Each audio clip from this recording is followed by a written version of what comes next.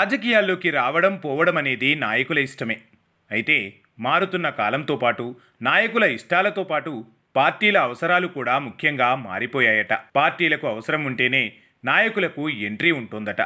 రాజకీయ, సామాజిక, ఆర్థిక పరంగా పార్టీలకు దన్నుగా మారుతున్న నాయకులనే ఇప్పుడు పార్టీలోకి ఆహ్వానిస్తున్నారంట నేతలు.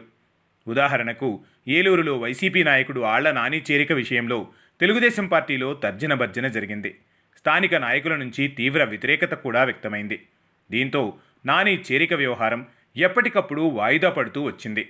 అయినప్పటికీ సామాజికంగా, ఆర్థికంగా కూడా నాని బెటర్ అని తెలుగుదేశం పార్టీ అధిష్టానం భావించడంతో చివరకు చంద్రబాబు గ్రీన్ సిగ్నల్ ఇచ్చారట.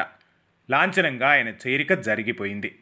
ఇక వైసీపీలోనూ ఇలాంటి చేరికలే జరుగుతున్నాయి. ఇటీవలే సాకే శైలజానాథ్ వైసీపీలో చేరారు. నిజానికి ఎవరూ కూడా ఓడిపోయిన పార్టీలో చేరేందుకు సిద్ధపడరు.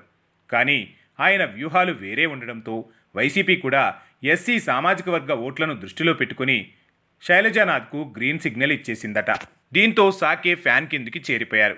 సో ఇటు నాయకుల అవసరం, అటు పార్టీల అవసరం రెండూ కలిసి వస్తే నేతల చేరికకు గ్రీన్ సిగ్నల్ లభిస్తోందట. అందుకు పార్టీలు ఎప్పుడూ సిద్ధంగా ఉంటున్నాయట.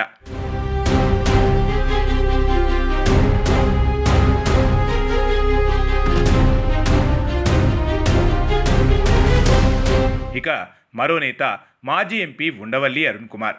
ఈయన విషయాన్ని పరిగణలోనికి తీసుకుంటే ఆయన వైసీపీలో చేరుతున్నారన్న ప్రచారం గత 2 వారాలుగా జోరుగా సాగుతోంది.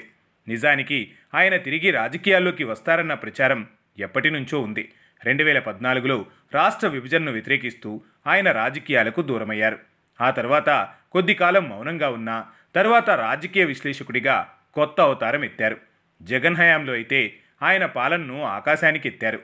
కరోనా సమయంలో దేశంలోని ప్రజలు ఇబ్బందులు పడుతుంటే ఏపీలో మాత్రం ప్రజలు భద్రంగా ఉన్నారని, ఆంధ్రప్రదేశ్ ఆదాయం కూడా పెరిగిందని చెప్పుకొచ్చారు. ఈ పరిణామాలతో జగన్ గూటికి ఉండవల్లి చేరిపోతారని అప్పట్లోనే అనుకున్నారు. ఇక తాజాగా సాకే శైలజానాథ్ వంటి వారు పార్టీలో చేరడంతో ఈ ప్రచారానికి మరింత ఊపొచ్చింది. ఉండవల్లి మాత్రం పార్టీలో చేరే ప్రసక్తే లేదని అంటున్నారట. టీడీపీలో చేరిన అభ్యంతరం లేదని ఉండవల్లికి మిత్రుడు రాజమండ్రి రూరల్ ఎమ్మెల్యే గోరెంట్ల బుచ్చయ్య చౌదరి మరో బాంబు పేల్చారు. అయితే ఉండవల్లి తాజాగా తాను ఏ పార్టీలోనూ చేరే ప్రసక్తే లేదని తేల్చి చెప్పారు. వాస్తవానికి ఉండవల్లి చేరుతారా లేదా అనేది పక్కన పెడితే సామాజికంగా, ఆర్థికంగా కూడా ఉండవల్లికి రాజకీయంగా పుంజుకునే అవకాశమైతే ఇప్పట్లో కనిపించడం లేదు. దీంతో పార్టీలు సైతం ఆయనకు రెడ్ కార్పెట్ పరిచేందుకు ఆసక్తి చూపడం లేదు. ఈ చర్చే ఇప్పుడు ఆంధ్రప్రదేశ్ పొలిటికల్ సర్కిల్స్లో చక్కెర్లు కొడుతోంది. ఏది ఏమైనా సామాజిక బలం, ఆర్థిక బలం ఉన్న నేతలకే పార్టీలు రెడ్ కార్పెట్ పరుస్తున్నాయి.